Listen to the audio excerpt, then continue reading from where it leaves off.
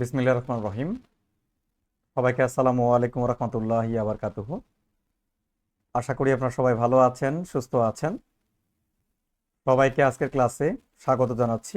আমি আপনাদের সাথে আছি মোহাম্মদ আল আমিন, লেখক উৎকর্ষজিকে। আপনারা যে যেখান থেকে আজকের ক্লাসে আমাদের সাথে যুক্ত হয়েছেন সবাইকে অনেক অনেক প্রীতি এবং শুভেচ্ছা।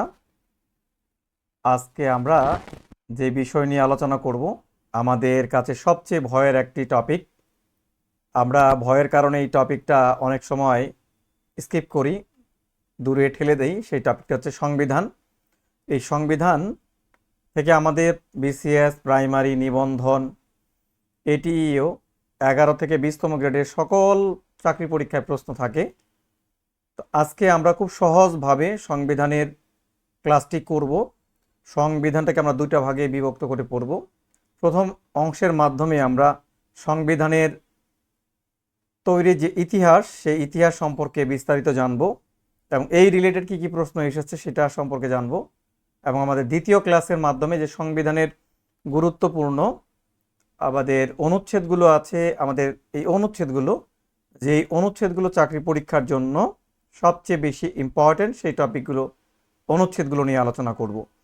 যাই হোক, ইতিমধ্যে আমাদের সাথে অনেকে যুক্ত হয়েছেন আমাদের ক্লাসে। আমাদের ক্লাসে আছেন কাকলিয়া আক্তার, কুলসুম আক্তার, আসমা আক্তার, সালাম দিয়েছেন। ওয়ালাইকুম আসসালাম। আমাদের সাথে আছে শামিমা নাসরিন। হ্যাঁ, আর কি কোথা থেকে যুক্ত হয়েছেন সবাই আমাকে একটু কমেন্টের মাধ্যমে জানান। আর আমাকে আপনারা ভালোভাবে শুনতে পাচ্ছেন কিনা এবং ভালোভাবে দেখা যাচ্ছে কিনা, সব কিছু ওকে আছে কিনা আপনারা জানান। আর ক্লাসটি যদি ভালো লাগে আপনাদের, বা আমাদের ক্লাসগুলো যদি আপনারা দেখে থাকেন বা কোনো যদি আপনাদের উপকারে আসে, তাহলে সবাই ক্লাসটি একটা করে আপনাদের টাইমলাইনে শেয়ার করবেন আর আপনাদের প্রিয় বন্ধুদেরকে মেনশন করবেন। আচ্ছা, আমাদের রাইতা নাজিফ আসসালামু আলাইকুম দিয়েছেন। পরিতোষ ভক্ত মাদারীপুর থেকে, রাজাকুল রায়হান বগুড়া থেকে, হাসানুজ্জামান স্যার কেমন আছেন? আলহামদুলিল্লাহ ভালো আছি। Sadat Hossain okay sir. দিল আফরোজ আসসালামু আলাইকুম। ওয়ালাইকুম আসসালাম। মোজাম্মেল হক আসসালামু আলাইকুম। ওয়ালাইকুম আসসালাম, কেমন আছেন? আলহামদুলিল্লাহ ভালো আছি। রায়তা নাজিফ চট্টগ্রাম থেকে যুক্ত হয়েছেন। অনুপ বালা খুলনা থেকে যুক্ত হয়েছেন। হাসানুজ্জামান রাজশাহী থেকে যুক্ত হয়েছেন। সব কিছু ক্লিয়ার আছে জানিয়েছেন দিল আফরোজ। হ্যাঁ, সবাই আপনারা একটা করে টাইমলাইনে শেয়ার করুন। আমাদের মাত্র আপনারা দুটো শেয়ার করেছেন, আপনারা পর্যাপ্ত পরিমাণে শেয়ার করবেন। প্রত্যেকে একটি করে টাইমলাইনে শেয়ার করবেন। নজরুল ইসলাম আসসালামু আলাইকুম স্যার। বইটি পাইনি, বইটি আগামীকাল ইনশাল্লাহ কুরিয়ারে যাবে আপনাদের। কাকলি আক্তার চাঁদপুর থেকে যুক্ত হয়েছেন আমাদের সাথে। তো যাই হোক, কথা না বাড়িয়ে আমরা চলে যাচ্ছি আজকের টপিকে। আজকের টপিকটি হচ্ছে আমাদের খুব গুরুত্বপূর্ণ একটি টপিক, সেটা হচ্ছে বাংলাদেশের সংবিধান। নওগাঁ থেকে শামিমা নাসরিনও যুক্ত হয়েছেন। জাকির হোসেন চাঁদপুর থেকে। আমাদের প্রাইমারি, নিবন্ধন এবং এটিও নিয়োগ পরীক্ষার প্রস্তুতির জন্য আজকে আমরা সংবিধানের যে বিষয়গুলো আছে সেগুলো নিয়ে একটু আলোচনা করব। অনেক ইজি, আপনাদেরকে একদম সংবিধান নিয়ে কোনো চিন্তাই করতে হবে না। অনেক সহজ একটা বিষয় সংবিধান।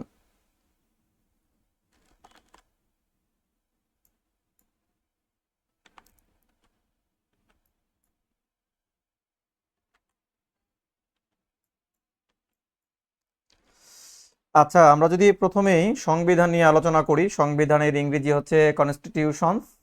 এই যে সংবিধান, এই সংবিধানের ইংরেজি হচ্ছে কি? কনস্টিটিউশনস। সংবিধান একটি রাষ্ট্রের মৌলিক দলিল, মানে একটা রাষ্ট্র কিভাবে পরিচালিত হবে, একটা রাষ্ট্রের যে বিভাগগুলোর সাথে পারস্পরিক সম্পর্ক কীরূপ হবে, এই যে বিভিন্ন রকমের যে গাইডলাইনটা রয়েছে সেটি হচ্ছে সংবিধান।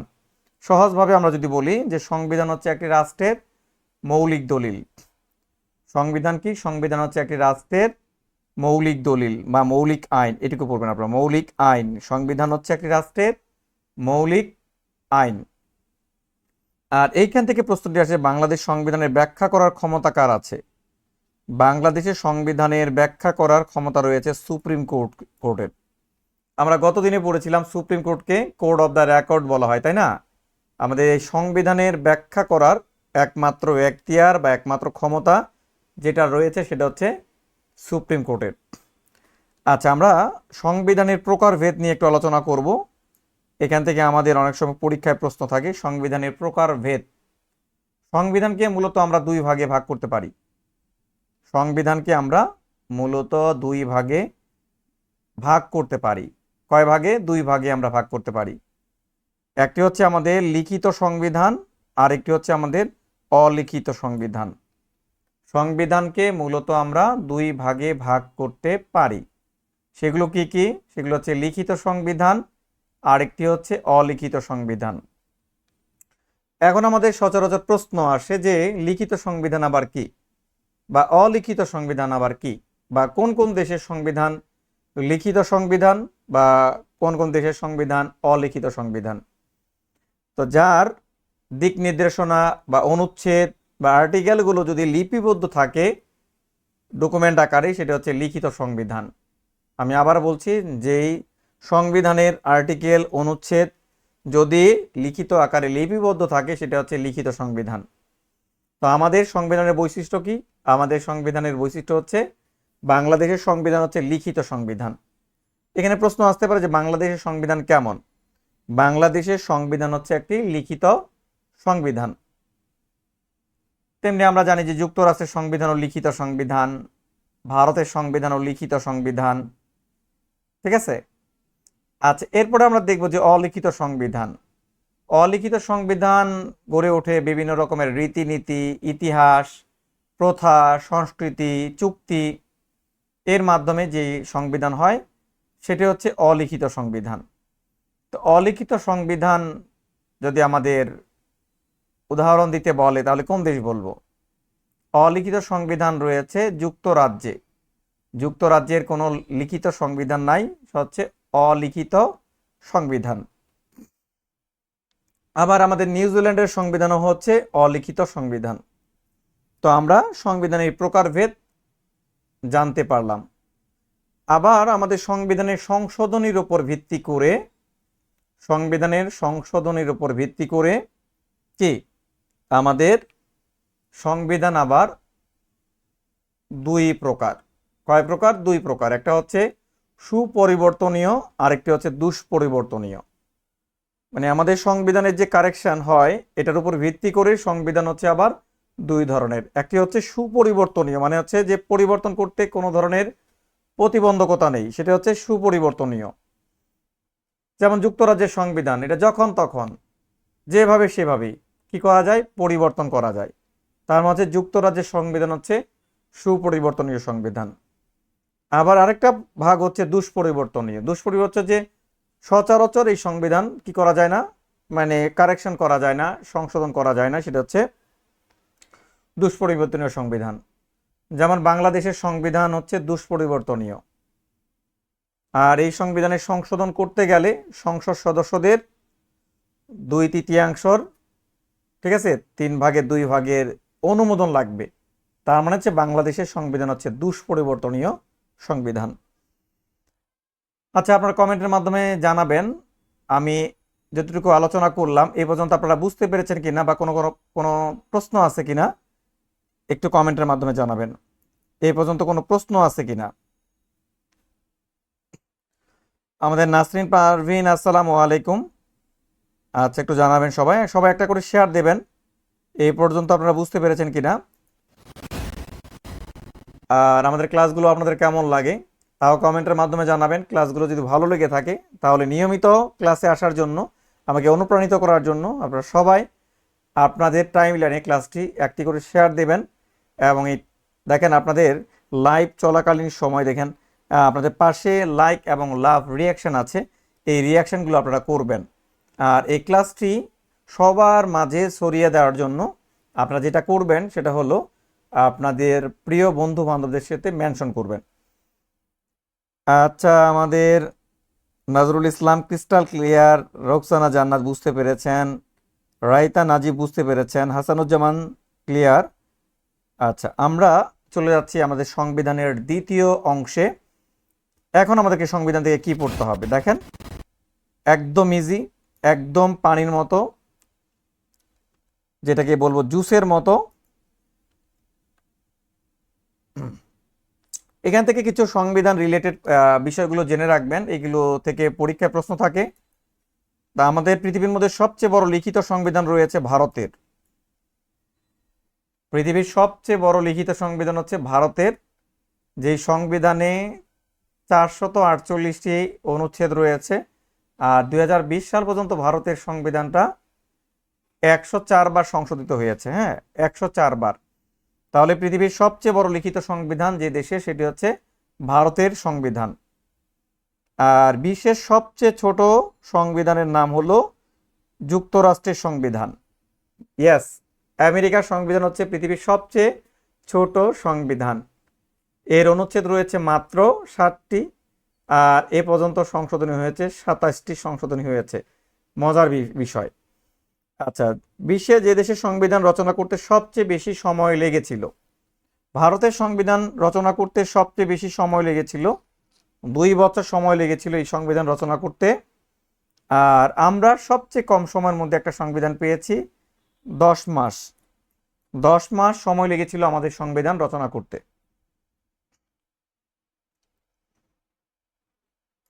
আচ্ছা, একটু কমেন্ট করবেন সবাই, যতটুকু আমি বললাম আপনারা বুঝতে পেরেছেন কিনা। সবাই একটু কমেন্ট করবেন। আমাদের সাথে যারা আছে সবাইকে আমরা আজকে আমরা পড়বো এবং পড়াবো, দেখবো, শুনবো। আমাদের ক্লাস করতে করতে সাধারণ জ্ঞান ইনশাল্লাহ হয়ে যাবে। আমাদের মুজাহিদুল ইসলাম যুক্ত হয়েছেন, আমাদের সাথে আছে ওহিদুল্লাহ হক। যে যারা বুঝতে পেরেছেন একটু কমেন্ট করবেন। আচ্ছা, আমাদের মোজাম্মেল হক, তারপরে আমাদের সাথে রোকসানা জান্নাত। ক্লিয়ার, একদম অল ক্লিয়ার। আচ্ছা, নাসরিন পারভিন বুঝতে পেরেছেন, ইটস ওকে, অল রাইট। আচ্ছা, আমরা চলে যাচ্ছি তাহলে আমাদের পরবর্তী বিষয়ে।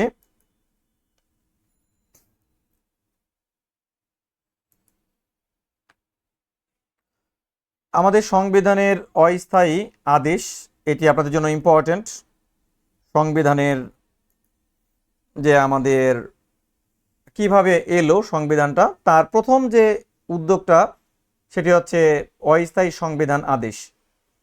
অস্থায়ী সংবিধান আদেশ এটি শেখ মুজিবুর রহমান দিয়েছিলেন 8 জানুয়ারি 1972 সালে। তিনি পাকিস্তানের কারাগার থেকে মুক্ত হয়ে লন্ডন হয়ে তিনি আমাদের দেশে ফেরত আসেন, ভারত হয়ে 10 জানুয়ারি 1972 সালে। আচ্ছা, এর পরের দিন তিনি কি করেন, তিনি 11 জানুয়ারি যে মুজিবনগর সরকার, যে রাষ্ট্রপতি শাসিত সরকার ছিল, সেই রাষ্ট্রপতির দায়িত্ব তিনি গ্রহণ করেন। তার হচ্ছে 11 জানুয়ারি 1972 সালে তিনি কি করেন, রাষ্ট্রপতির ক্ষমতা বলে, আমি আবার বলছি, রাষ্ট্রপতির ক্ষমতা বলে তিনি অস্থায়ী সংবিধান আদেশ জারি করেন, যেটাকে বলা হয় অর্ধাদেশ জারি করেন। এবং পরের দিন তিনি আমাদের মুজিবনগর সরকার ভেঙে দিয়ে 12 জানুয়ারি তিনি প্রধানমন্ত্রী শাসিত সরকার ব্যবস্থা প্রবর্তন করেন। আর তখন রাষ্ট্রপতি করা হয়েছিল বিচারপতি আবু সাঈদ চৌধুরীকে, আর শেখ মুজিবুর রহমান তিনি ছিলেন প্রধানমন্ত্রী।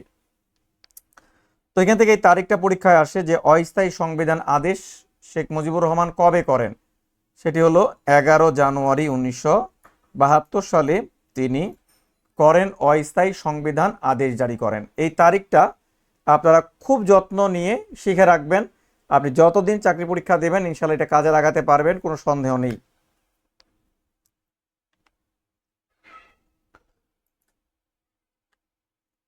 এরপর আমাদের গণপরিষদ আদেশ। গণপরিষদ আদেশ, যেহেতু রাষ্ট্রপতি হন কে, বিচারপতি আবু সাঈদ চৌধুরী, তিনি বাংলাদেশের রাষ্ট্রপতি হন। আর প্রধানমন্ত্রী থাকেন কে, শেখ মুজিবুর রহমান। তখন রাষ্ট্রপতির ক্ষমতা বলে তিনি এই তারিখটা হচ্ছে 23 মার্চ 1972 সালে তিনি হচ্ছেন গণপরিষদ আদেশ জারি করেন।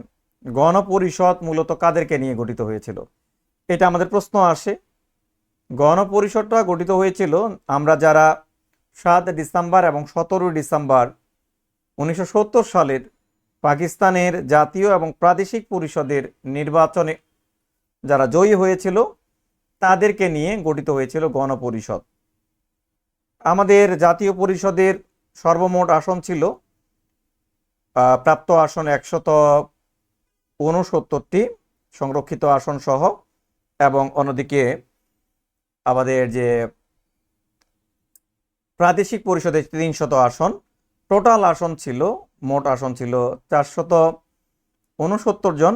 এর মধ্যে 403 জনকে নিয়ে আমাদের গণপরিষদ গঠিত হয়েছিল। এই তারিখটা আপনাদের জন্য ইম্পর্টেন্ট, এই তারিখটা আপনারা পড়বেন সবাই গুরুত্ব দিয়ে। 23 মার্চ 1972 সালে বাংলাদেশের গণপরিষদ আদেশ জারি করেন। আর কে করেন? তিনি হচ্ছেন বিচারপতি আবু সাঈদ চৌধুরী। এই নামটা মনে রাখবেন, বিচারপতি আবু সাঈদ চৌধুরী। আর এরপর আমাদের গণপরিষদের অধিবেশন অনুষ্ঠিত হয়, আর এই অধিবেশনটা হয়েছিল 10 এপ্রিল 1972 সালে। কোথায় অনুষ্ঠিত হয়েছিল? তেজগাঁয়ে, যে নাখালপাড়ায় বর্তমান প্রধানমন্ত্রীর কার্যালয়, আর এখানে গণপরিষদের প্রথম অধিবেশন হয়। আর এই অধিবেশনের সভাপতিত্ব করেন আব্দুর রশিদ তর্ক বাগিশ। এই অধিবেশনের সভাপতিত্ব করেছিলেন কে? আব্দুর রশিদ তর্ক বাগিশ। আর গণপরিষদের প্রথম স্পিকার করা হয়েছিল কাকে? তিনি হচ্ছেন শাহ মোহাম্মদ হামিদকে। তিনি গণপরিষদের প্রথম স্পিকার ছিলেন। আর ডেপুটি স্পিকার নিয়োগ করা হয় মোহাম্মদ উল্লাহকে। আর এই গণপরিষদের চিফ হুইপ ছিলেন অধ্যাপক ইউসুফ আলী। এই বিষয়গুলো একটু জানিয়ে রাখবেন, এগুলো থেকে প্রশ্ন আসে অনেক, আপনারা এইগুলো একটু জেনে রাখবেন। সবাই আমাকে একটু কমেন্টের মাধ্যমে জানাবেন এই পর্যন্ত আপনারা বুঝতে পেরেছেন কিনা। যারা এই পর্যন্ত বুঝতে পেরেছেন কমেন্ট করুন সবাই।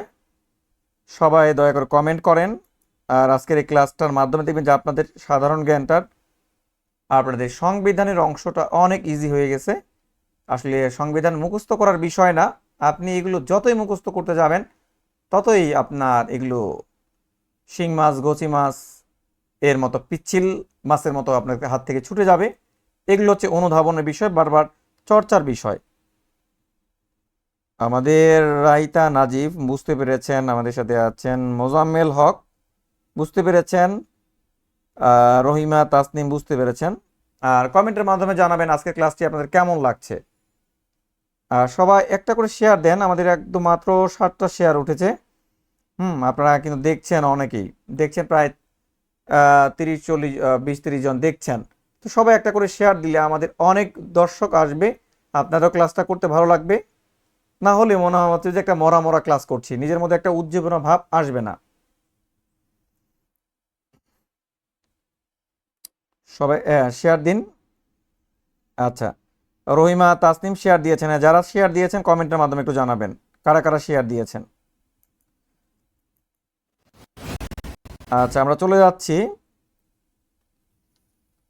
গণপরিষদ। আপনারা বুঝতে পেরেছেন আমরা সংবিধানের খসড়া প্রণয়ন কমিটি নিয়ে একটু পড়বো। দুইলাফ বলছে আপনার ক্লাস সব সময় ভালো হয় স্যার। আচ্ছা, অনেক অনেক ধন্যবাদ আমাদেরকে এইভাবে অনুপ্রাণিত করার জন্য।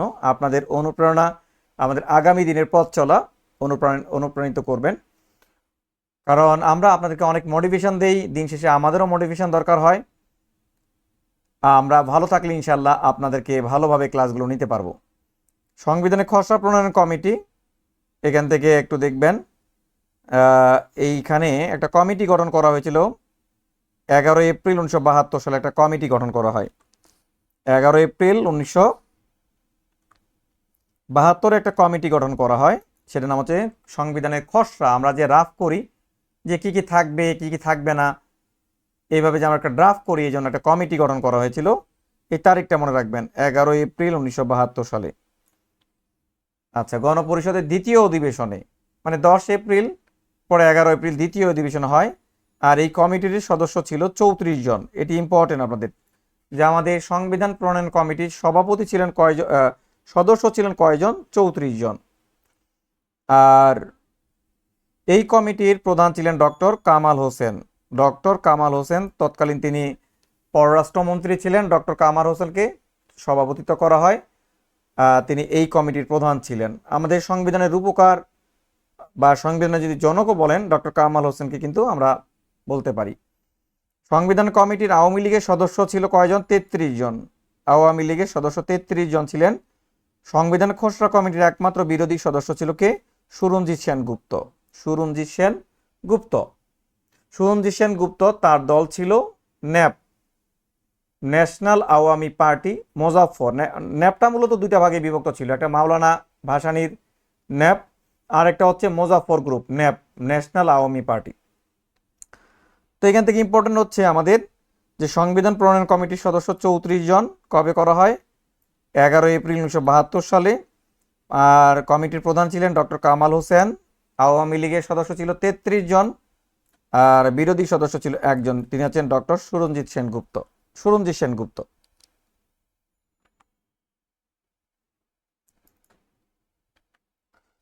আচ্ছা, সংবিধান নিয়ে আমাদের আরো গুরুত্বপূর্ণ কিছু তথ্য, এগুলো জেনে রাখবেন আপনারা। অন্যান্য তথ্যগুলো আমি একদম যেভাবে তথ্যগুলো সাজিয়েছি, একদম পুরো বারুদগুলো যেগুলো পরীক্ষার জন্য আপনি একদম বিস্ফোরণ ঘটাতে পারবেন। আর এইভাবে প্রস্তুতি নিলে কিন্তু আপনার ভূমিধস আপনার নম্বর থাকবে, ভূমিধস আপনার প্রস্তুতি হবে। আচ্ছা, অন্যান্য তথ্য, সংবিধান খসড়া কমিটির নারী সদস্য ছিলেন বেগম রাজিয়া বানু একমাত্র। তিনি আমাদের যে সংরক্ষিত আসনের সদস্য ছিলেন। আর তার অন্যতম একটা পরিচয় ছিল, তিনি ঢাকা বিশ্ববিদ্যালয়ের অধ্যাপক ছিলেন, প্লাস তিনি শেরে বাংলা একে ফজলুল হকের নাতনি ছিলেন। আচ্ছা, ডক্টর কামাল হোসেন তিনি আমাদের এই খসড়াটা গণপরিষদে প্রথম উত্থাপন করেছিলেন 12 অক্টোবর। এই তারিখটা মনে রাখবেন যে আমাদের যে ড্রাফটটা করা হলো, এই ড্রাফটটা আমরা 12 অক্টোবর ডক্টর কামাল হোসেন তিনি গণপরিষদে উত্থাপন করলেন, বললেন যে হ্যাঁ এটা আমরা করেছি।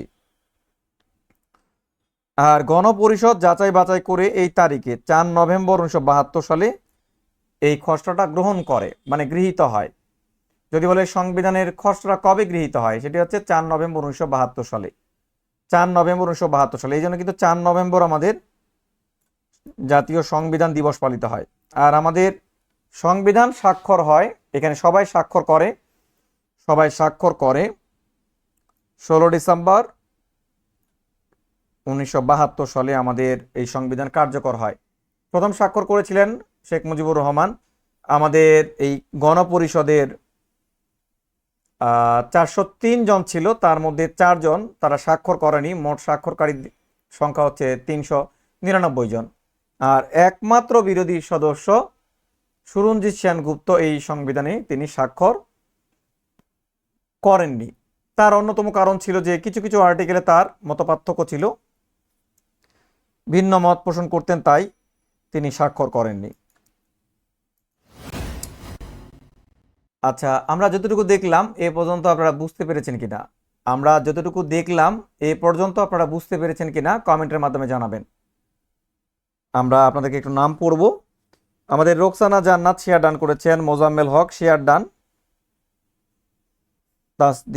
তাসদিকুল ইসলাম যুক্ত হয়েছেন, আমাদের রহিমা তাসলিম, জি স্যার খুব ভালোভাবে বুঝতে পেরেছি। হ্যাঁ, ভালোভাবে বুঝতে হবে, কথায় আছে না, বুঝলে বুঝপাতা, না বুঝলে তেজপাতা। আমরা তেজপাতা করতে চাই না, আমাদের প্রস্তুতিকে তেজপাতা করতে চাই না, আমরা অল্প পড়বো, তারপর বুঝে বুঝে পড়বো। আর এই বুঝে বুঝে পড়াটা হচ্ছে আমাদের টেকসই পড়া, যেটা আমাদের মেমোরিতে দীর্ঘদিন গেঁথে থাকে। রাইতা নাজিফ বুঝতে পেরেছেন, গুড।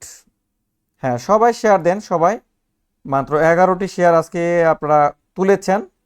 সবাই শেয়ার দেন, সবাই শেয়ার দেন, শেয়ার মিস করবেন না।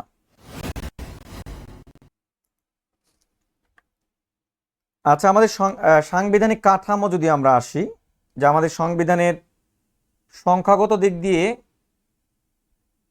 কি বিষয় কতটুকু রয়েছে। আমাদের সংবিধানের সাংবিধানিক কাঠামোর মধ্যে আমাদের রয়েছে, দেখেন, আমাদের প্রস্তাবনা রয়েছে একটি, প্রস্তাবনা একটি রয়েছে। আমাদের সংবিধানটা শুরু হয়েছে বিসমিল্লাহির রহমানির রহিম দিয়ে, আমাদের প্রস্তাবনা হচ্ছে কি একটি। আমাদের সংবিধানের মূলনীতি হচ্ছে 4টি, মূলনীতি 4টি। সেই মূলনীতিগুলো হচ্ছে গণতন্ত্র, সমাজতন্ত্র, তারপর হচ্ছে ধর্মনিরপেক্ষতা, জাতীয়তাবাদ। এই হচ্ছে আমাদের কি, আমাদের মূলনীতি, সংবিধানের মূলনীতি। আমরা বলি না মূলনীতি, যে আমার একটা মূলনীতি আছে, ধরেন আমার একটা মূলনীতি যে আমি ভালোভাবে চলবো, আমি ভালো কাজ করব, ঠিক আছে, আমি অন্যের উপকার করব, কারো ক্ষতি করব না, এরকম একটা মূলনীতি আমরা টার্গেট রাখি না? তেমনি সংবিধানের মূলনীতি হচ্ছে আমাদের চারটি। সেটা হচ্ছে গণতন্ত্র থাকবে, সমাজতন্ত্র থাকবে, এবং ধর্মনিরপেক্ষতাও থাকবে, আর থাকবে কি, জাতীয়তাবাদ থাকবে। আমাদের ভাগ হলো 11টি, মানে আমাদের টোটাল ভাগ মানে 153টা অনুচ্ছেদকে আমরা 11টা ভাগে বা বিভাগে করে পড়ব। সংবিধানের ভাগ হচ্ছে আমাদের 11টি। অনুচ্ছেদ কয়টি? 153টি অনুচ্ছেদ রয়েছে। আমাদের তফসিল আছে কয়টি? 7টি তফসিল। তফসিলটা আমরা আগামী দিন আরো বিস্তারিত বুঝতে পারবো, শুধুমাত্র একটু বুঝে নেই যে আমাদের 153টি অনুচ্ছেদে আমাদের যখন কোনো আলোচনার স্থান পায়নি, বাড়তি বা বর্ধিত অংশ বা বর্ধিত আলোচনাকে বলা হচ্ছে তফসিল। আমাদের কয়টি? 7টি তফসিল রয়েছে। সংশোধনী আমাদের এ পর্যন্ত রয়েছে 17টি সংশোধনী হয়েছে। আচ্ছা, এ পর্যন্ত আপনারা বুঝতে পেরেছেন কিনা সবাই আমাকে একটু কমেন্ট করেন তো, সবাই একটু কমেন্ট করেন, কোনো প্রশ্ন থাকলে জানাবেন। পরিতোষ ভক্ত, সত্যি স্যার আপনি জিকের ওস্তাদ। আসলে আমি একজন ক্ষুদ্র মানুষ, আপনাদের ভালোবাসায় আমি আসলে গর্বিত। আপনারা আমাকে অনেক ভালোবাসেন, তার জন্য আমি আপনাদের জন্য নিয়মিত লাইভে আসি। আর আপনারা লাইভ ক্লাসগুলো করেও অনেক বেশি উপকৃত হতে পারবেন। আর আপনারা যদি আরও অ্যাডভান্স লেভেলের বিষয়গুলো একদম ভেঙে ভেঙে জানতে চান, তারা আমার সাথে অনলাইনে পেইড ব্যাচ রয়েছে। আমার পেইড ব্যাচ প্রাইমারি নিবন্ধন এবং এটিও 11 থেকে 20তম গ্রেডের যে বাংলা এবং জিকে কোর্স যারা আপনারা করতে চাচ্ছেন, ভালো একটা গাইডলাইনের জন্য কি পড়তে হবে, কি বাদ দিয়ে পড়তে হবে, কিভাবে পড়তে হবে, এরকম একটা ভালো রকম দিক নির্দেশনা যারা পেতে চান, তারা স্ক্রিনে দেওয়া নাম্বারে, স্ক্রলিংয়ে যাচ্ছে নাম্বার, এই নাম্বারে আমার সাথে হোয়াটসঅ্যাপে বিস্তারিত জেনে আপনারা কথা বলতে পারেন।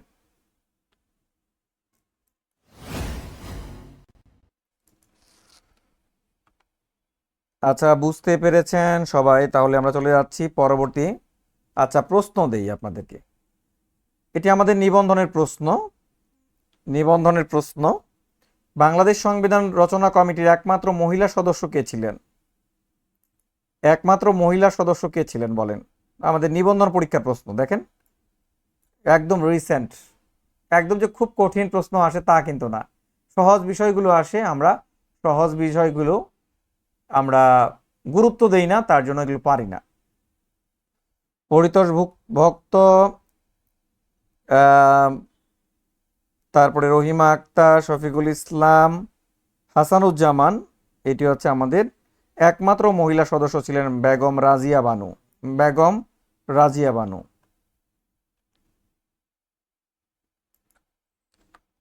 চলে যাচ্ছি আমরা 2 নাম্বার প্রশ্নে। বাংলাদেশের অস্থায়ী সংবিধান আদেশ কত তারিখে জারি করা হয়? কত তারিখে জারি করা হয় দেখেন তো। আমাদের 2019-এর প্রশ্ন, প্রাইমারির প্রশ্ন। দেখেন প্রাইমারিতে কি ধরনের প্রশ্ন আসে, যারা চিন্তা ভাবনা করতে করতেই আপনাদের প্রস্তুতির যৌবন নষ্ট করে ফেলেন, তাদের জন্য কিন্তু এই সময় দেখেন কি ধরনের প্রশ্ন আসে। 2 নাম্বার প্রশ্ন উত্তর জানাবেন। অনেকে জানিয়েছেন হাসানুজ্জামান, রোকসানা জান্নাত, আসমা আক্তার। আমাদের অস্থায়ী সংবিধান আদেশ জারি করেছিলেন 11 জানুয়ারি 1972 সালে, শেখ মুজিবুর রহমান জারি করেছিলেন।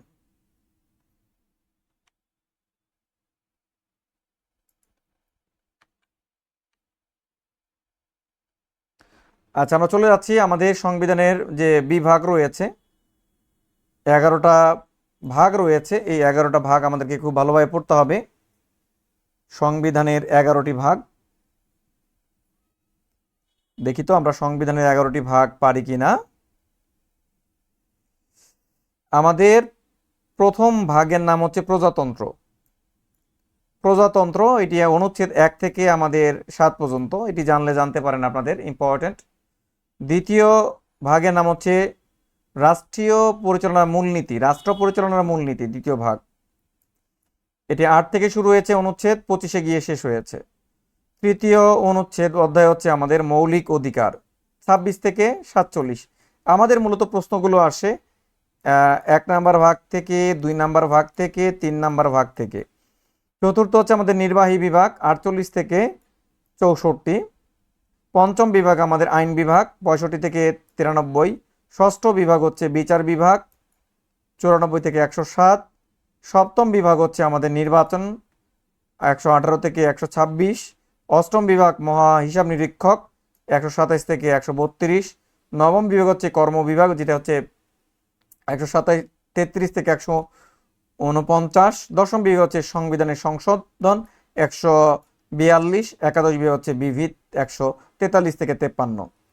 তো এই হচ্ছে আমাদের সংবিধানের বিভাগগুলো। তবে আমাদের অনুচ্ছেদ পড়তে হবে মূলত প্রথম বিভাগ থেকে, দ্বিতীয় বিভাগ থেকে, তৃতীয় বিভাগ থেকে এবং হচ্ছে আমাদের পড়তে হবে যে কর্ম বিভাগ থেকে, নবম বিভাগ থেকে পড়তে হবে। এই কয়েকটি আমরা অনুচ্ছেদ আমরা যদি ভালোভাবে 153টা অনুচ্ছেদের মধ্যে যদি আমরা খুব বেশি করে হলেও 15 থেকে 20টা অনুচ্ছেদ মনে রাখতে পারি, আমরা যে কোনো পরীক্ষায় কাজে লাগাতে পারবো ইনশাল্লাহ।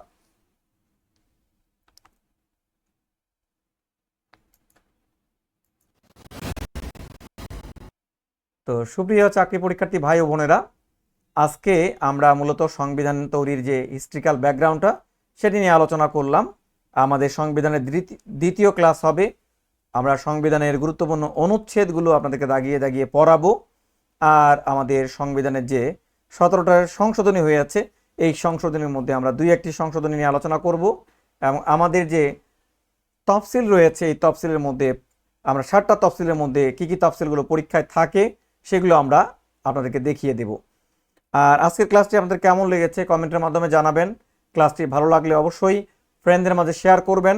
আর আপনারা যারা এইভাবে টপিক ধরে ধরে আলোচনা এবং টপিক ভিত্তিক প্রশ্নের মাধ্যমে নিজেকে ঝালিয়ে নিতে চাচ্ছেন, আপনার প্রাইমারি, আপনার নিবন্ধন, আপনার 10ম থেকে 11তম গ্রেড এটিও পরীক্ষার প্রস্তুতির জন্য, তারা বাংলা এবং জিকের কোর্সের জন্য আমার সাথে আপনারা একদম ফ্রাঙ্কলি যোগাযোগ করতে পারেন। যোগাযোগের ঠিকানা হচ্ছে স্ক্রিনে যে স্ক্রলিংয়ে দেওয়া যাচ্ছে যে নাম্বারটি দেখা যাচ্ছে, এই স্ক্রলিংয়ের নাম্বারটিতে আপনারা হোয়াটসঅ্যাপে আমার সাথে যোগাযোগ করতে পারেন। আর আপনাদের জন্য থাকবে স্পেশাল ডিসকাউন্ট। আমাদের 1220 টাকার কোর্সটি পাবেন মাত্র আগামী শুক্রবারের মধ্যে অ্যাডমিশন নিলে 720 টাকা, সাথে সাধারণ জ্ঞানের একটি সুপার ডুপার বই আপনারা সম্পূর্ণ ফ্রি পাবেন, যেটা আপনাদেরকে কুরিয়ারের মাধ্যমে দেওয়া হবে। তো আজ এ পর্যন্তই। সবাই আপনারা ভালো থাকবেন, সুস্থ থাকবেন। আল্লাহ হাফেজ।